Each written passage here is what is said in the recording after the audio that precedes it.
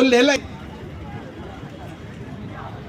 ఓ రాత్రి ఉంది, ఓ పగలుంది. ఇంత అద్భుతమైన లైట్ వెలుగుతుంది అంటే కారణం రాత్రి కాబట్టి. పగలు వెలిగిస్తే అందహీనంగా ఉంటుంది. చంద్రుడు రాత్రి పూట వస్తే చాలా అందంగా ఉంటాడు.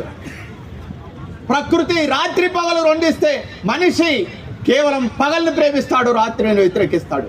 ఎత్తు వంపు రెండిస్తే లోయకు వచ్చేవరకు దుఃఖపడతాడు, అప్పులోకి వచ్చేవరకు ఆనందపడతాడు. జననం మరణం రెండిస్తే మరణాన్ని ద్వేషిస్తాడు, జననాన్ని ప్రేమిస్తాడు. కానీ రెండు ఇచ్చింది ప్రకృతే కదా. దుఃఖమే లేకుంటే నవ్వులకు దిక్కేది, చీకటే రాకుంటే వెలుగులకు విలువేది. పూలతో తుమ్మెదలాడిన ఆటరా,